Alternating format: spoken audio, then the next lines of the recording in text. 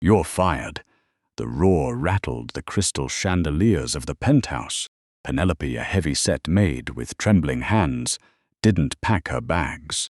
Instead, she locked eyes with the city's most lethal crime boss and whispered a truth that would bring his entire empire crashing to its knees. Blood dripped onto the Persian rug, staining the intricate silk's fibers a deep, rusty crimson. Penelope Hayes knelt on the floor, her knees aching under her substantial weight, as she scrubbed the stain with a stiff, bristled brush.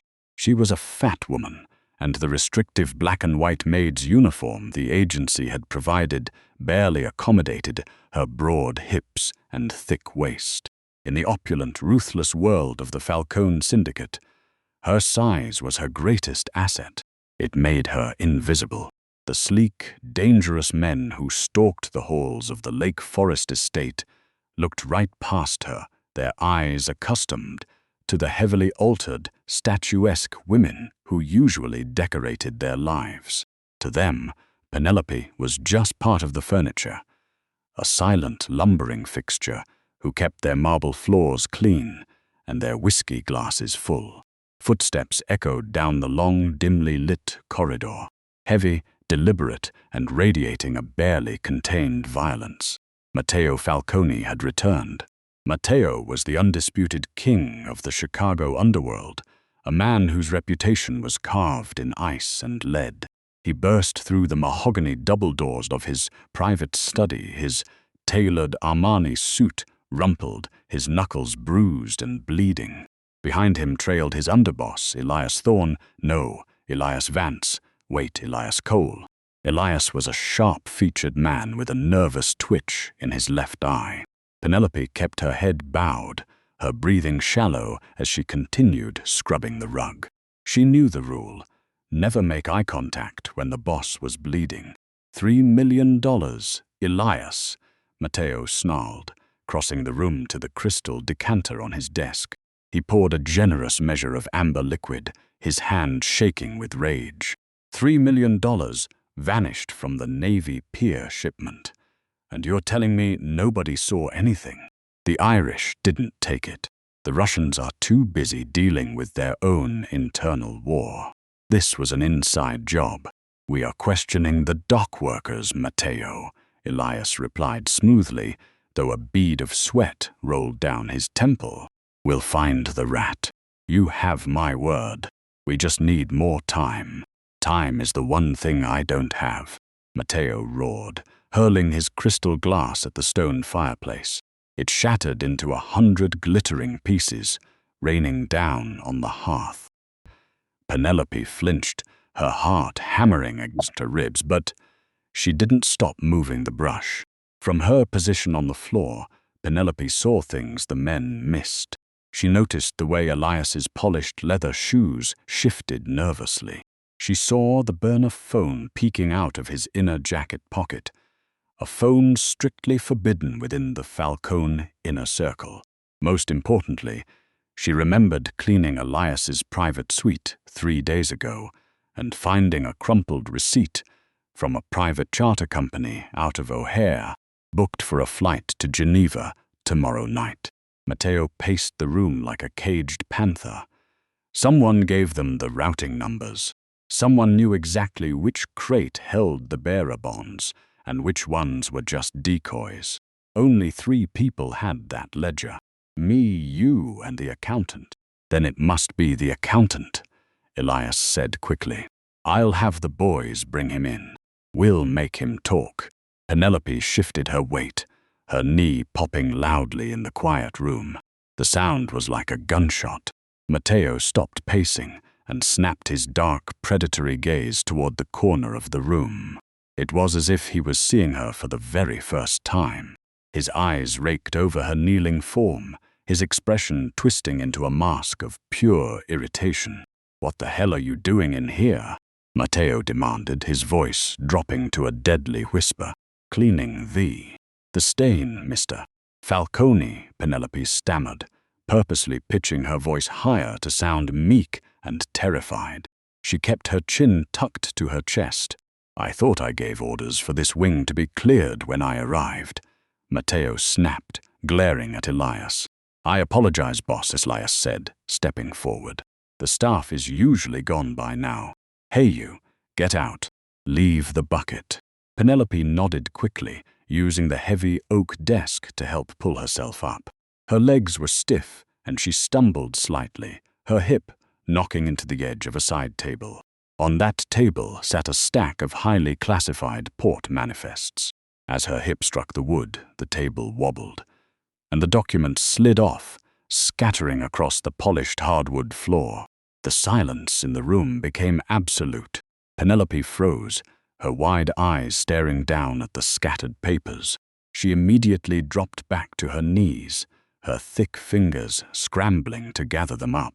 I'm sorry, I'm so sorry, she muttered, stacking the papers haphazardly. But as she reached for the final page, she paused for a fraction of a second. It was a cargo manifest from Pier 47. She recognized the signature at the bottom. It wasn't the accountant's. It was an authorization code she knew intimately, a code she hadn't seen in 5 years. Matteo crossed the room in 3 massive strides. He grabbed her by the shoulder of her uniform, hauling her to her feet with shocking strength. Penelope let out a small gasp, forced to look directly into his storm-gray eyes. They were cold, merciless, and brimming with the paranoia of a man who was losing control of his empire. Look at this mess, Matteo hissed, his grip tightening. You lumber in here, spying on my conversations, knocking over my private documents. How long have you been working here? 6 months, Penelope lied smoothly. It had been 8. You're clumsy. You're slow. And I don't like people listening to my business, Matteo said, his voice cold and final. He released her so abruptly, she stumbled back against the wall. Leave the apron on the floor. Get your things. You're fired. You're fired. The words echoed in the large, suffocating room. Elias smirked from the corner, clearly relieved that the boss's wrath had been redirected at the lowly help. Penelope stood against the wall, her chest heaving. The terrified, bumbling maid persona was slipping.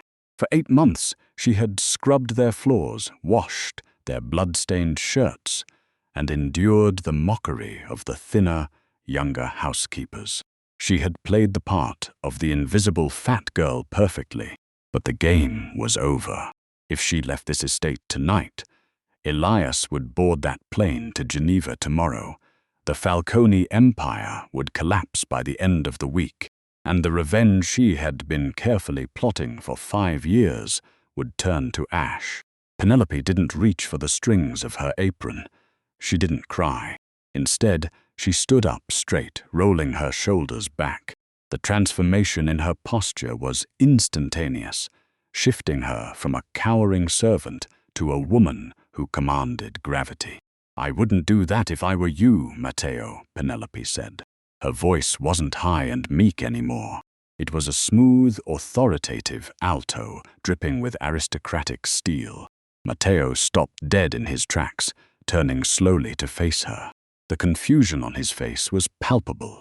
Elias, too, lost his smirk, his hand instinctively hovering near the holster under his jacket. Excuse me, Matteo whispered dangerously. What did you just say to me?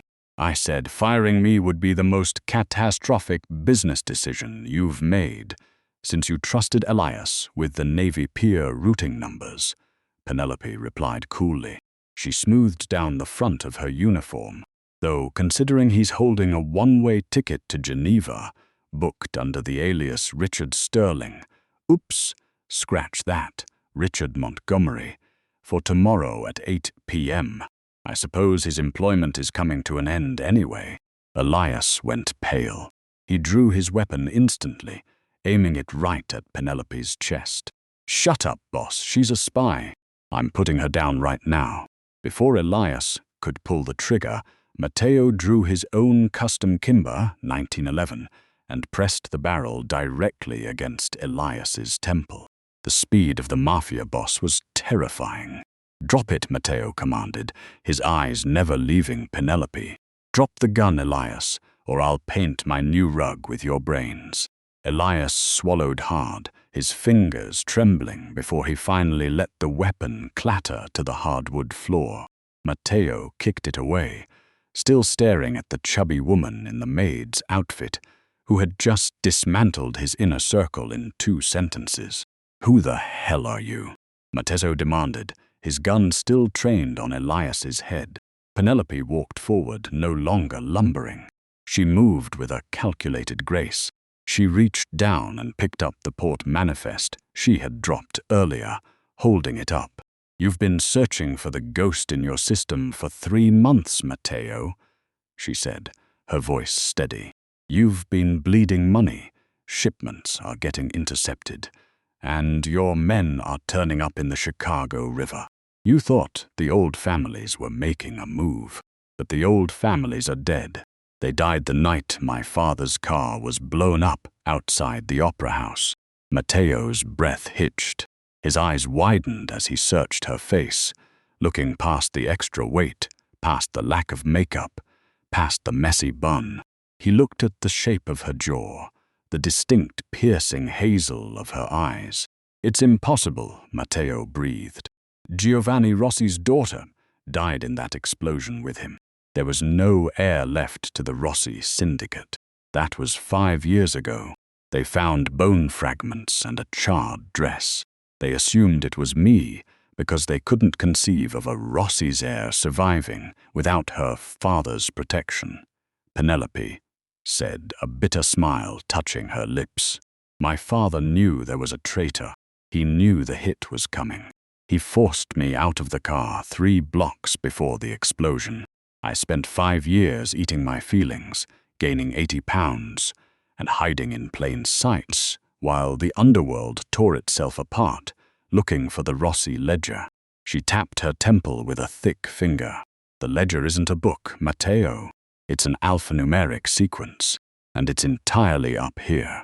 I know every offshore account, every buried body, and every corrupt politician on the payroll. I also know that Elias has been draining your accounts into a Swiss shell company for 6 months, preparing to hand your territory over to the Irish." Elias let out a desperate cry and lunged for his fallen gun.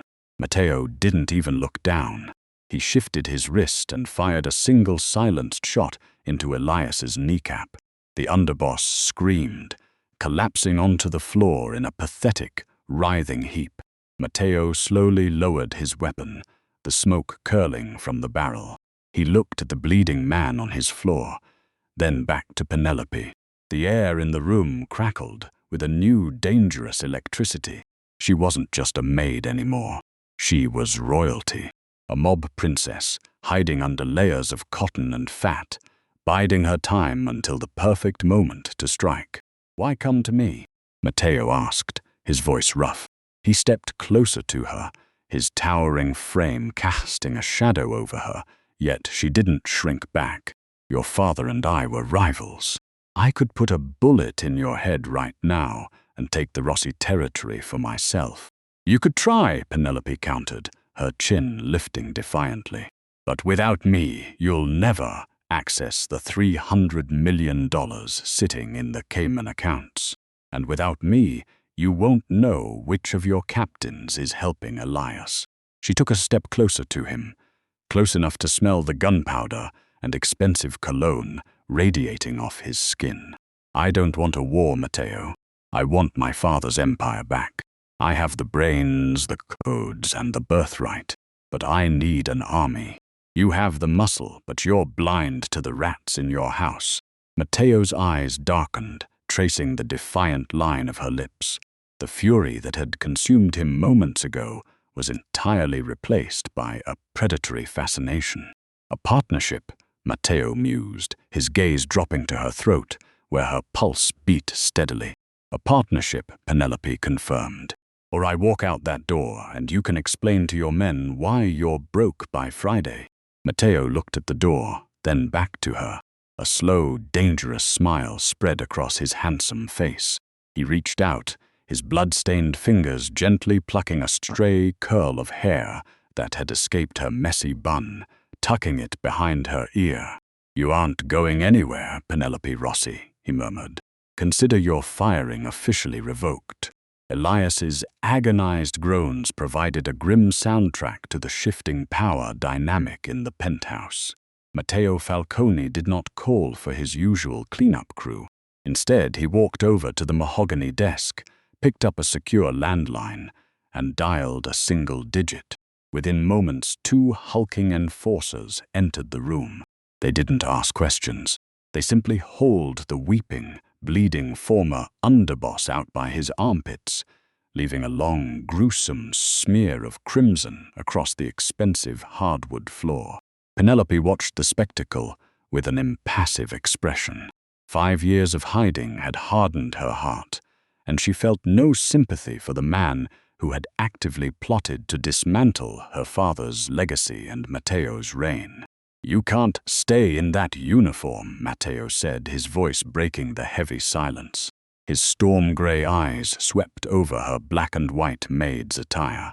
"It's highly unfitting for the true heir of the Rossi syndicate. My sister left some clothes in the guest wing. They might not be a perfect fit, but they will suffice until we get you a proper wardrobe." Penelope bristled slightly at the mention of her size, an instinctual defense mechanism she had developed over the years. She was keenly aware of her heavy-set frame, the thick curves of her hips, and the soft, rolling flesh of her stomach. The underworld was a place of ruthless aesthetics, where women were expected to be slender, fragile trophies. But Penelope was no trophy. She was the vault. "Lead the way," Penelope commanded, her tone matching his in authority. 30 minutes later, Penelope stood before a gilded mirror in the guest suite.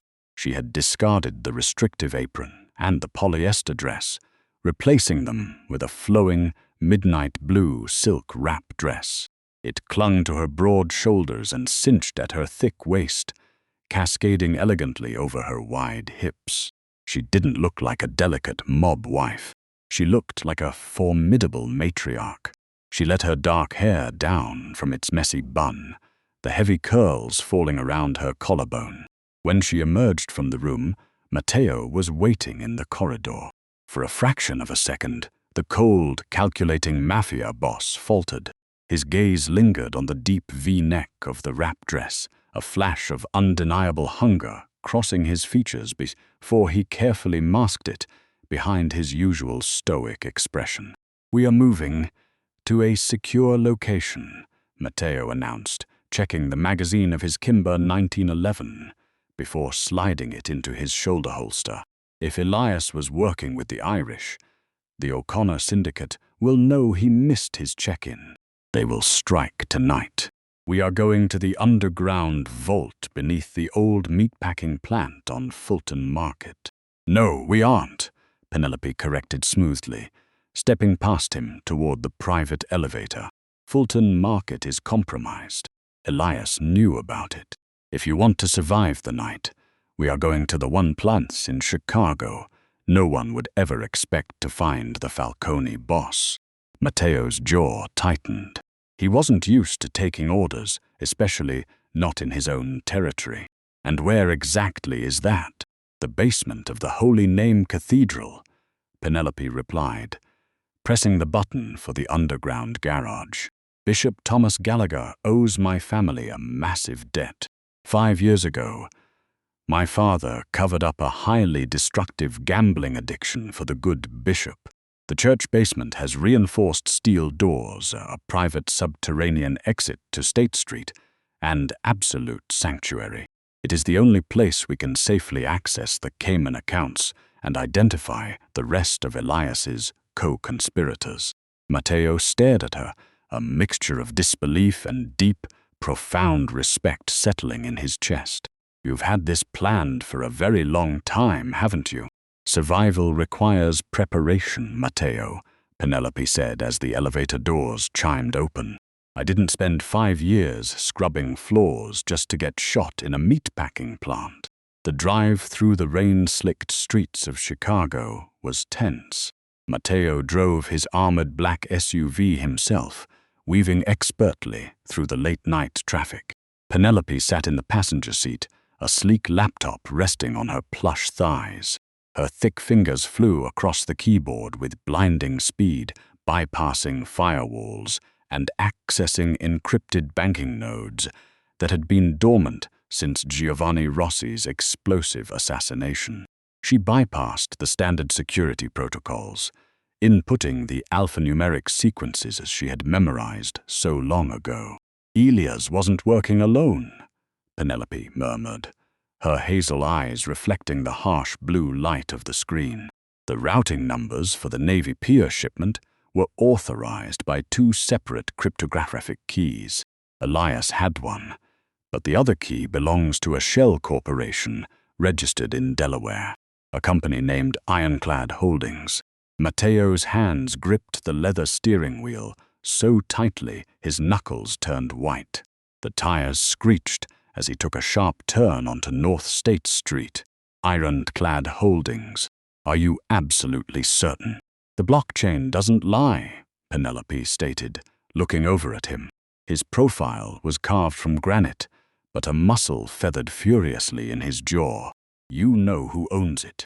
It's my brother, Matteo whispered, the betrayal lacing his voice with pure venom. Lorenzo. He always hated that our father handed the syndicate to me instead of him. I thought his resentment was manageable. I gave him the South Side casinos to keep him pacified. Pacification breeds resentment, Penelope noted quietly. He teamed up with Elias and Liam O'Connor. They planned to drain your accounts, intercept your shipments, and leave you exposed. Elias takes the money to Geneva, Liam takes the docks, and Lorenzo takes the crown. Before Matteo could respond, a massive, heavily armored garbage truck pulled out from a blind alley, blocking the street entirely. Matteo slammed on the brakes, the heavy SUV skidding on the wet asphalt and coming to a violent, jarring halt inches from the truck's steel bumper. High-beam headlights flared from behind them, blinding the rearview mirror. Ambush, Matteo roared, instantly drawing his weapon. Gunfire erupted, the deafening cracks of automatic weapons shattering the quiet Chicago night. Heavy-caliber bullets slammed into the reinforced glass of the SUV, spider-webbing the windows but failing to penetrate the armor. Penelope ducked instinctively, her heart hammering against her ribs, but she didn't panic. She kept her grip on the laptop, shielding the screen with her body. "Stay down," Matteo commanded, throwing his large body over hers to protect her from any potential glass spray. The weight of him was grounding, smelling of cordite, rain, and danger. He rolled down the window just a crack, returning fire with lethal precision. Two men in ski masks outside the rear vehicle dropped instantly. The armor will hold for exactly 2 minutes against armor-piercing rounds. Penelope shouted over the din of bullets ricocheting off the doors. "We can't stay in here. Can you run?" Matteo asked, locking eyes with her. He didn't see a maid. He didn't see a liability. He saw a partner. "I might be heavy, but I'm not slow," Penelope fired back, a fierce, adrenaline-fueled grin breaking across her face. "There's a maintenance access grate for the storm drains 20 yards to your left. If you give me covering fire, I can blow the electronic lock on the manhole cover using the municipal grid access I just hacked." Matteo let out a sharp, genuine laugh. It was a wild, dangerous sound amidst the chaos. "You are truly Giovanni's daughter. Do it!" Penelope's fingers danced across the keyboard, typing furious lines of code to access the city's aging infrastructure grid. With a sharp tap of the enter key, a loud pneumatic hiss echoed from the street as the electronic lock on the nearby maintenance grate disengaged. "Go!" Matteo yelled, throwing open his door and unleashing a relentless volley of suppressing fire. Penelope scrambled out of the passenger side, clutching her laptop to her chest. She moved, with surprising agility, her heavy footfalls splashing through the puddles as she sprinted toward the grate. Matteo was right beside her, an impenetrable shield of muscle and violence, dropping another attacker who dared to step out from behind the garbage truck. Together they reached the grate. Matteo yanked the heavy iron cover aside, and Penelope descended the rusting ladder into the dark, damp tunnels below Chicago, with Matteo following close behind, pulling the cover shut over them. The sound of gunfire became a muffled, distant echo. They stood in the murky darkness of the storm drain, both breathing heavily. Matteo clicked on a tactical flashlight, the beam illuminating Penelope. Her midnight blue dress was splashed with dirty water. Her hair was wild, and she was panting, but she held her chin high. She looked magnificent. "Lorenzo will pay for this," Matteo swore softly, stepping closer to her in the cramped tunnel. "By sunrise, he will be feeding the fish in Lake Michigan. Killing your brother will spark a civil war within your own ranks." Penelope countered, catching her breath. She opened the laptop, the screen illuminating their faces. "You don't just kill the king's brother. You have to utterly destroy his credibility. I just finished transferring the 300 million from the Rossi Cayman accounts." Matteo frowned, confused. "To where?" "To Lorenzo's personal offshore accounts." Penelope smiled, a vicious, beautiful expression. "And I sent the ledger of those transfers anonymously to Liam O'Connor and the Irish mob. By now, the Irish think Lorenzo stole the entire syndicate's fortune for himself and cut them out of the deal. They won't wait for you to kill him. The O'Connor family is probably raiding Lorenzo's South Side penthouse right now." Matteo stared at her, completely stunned by the sheer brilliance and utter ruthlessness of her strategy. She hadn't just saved his empire, she had weaponized his enemies against each other, securing her revenge without firing a single shot. "You gave away your 300 million? Matteo asked, his voice low, stepping into her personal space. "I didn't give it away. I temporarily relocated it.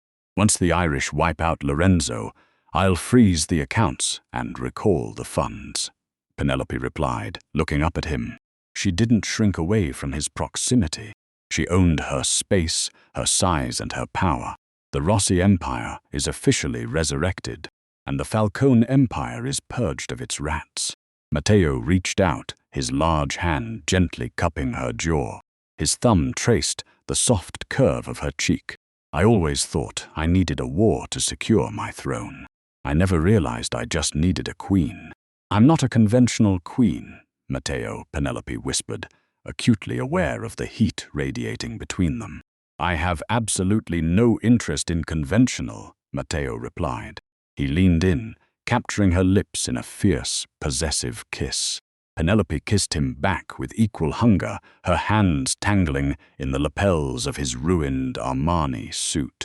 It was a pact sealed in the damp darkness of the underworld, a promise of absolute loyalty and impending domination. When they finally broke apart, Matteo took her hand, lacing his fingers through hers. "Come, Penelope Rossi," Matteo smiled, his eyes blazing with dark promise. "Let's go build our empire." What an epic finale! Penelope proved that true power isn't about fitting into a certain size. It's about having a razor-sharp mind and the courage to claim what's yours. Matteo and Penelope are about to rule the Chicago underworld with an iron fist. If you loved this explosive, twist-filled mafia romance, make sure to hit that like button, share this video with your fellow drama lovers, and subscribe to our channel for more thrilling stories. Who was your favorite character? Let us know in the comments below.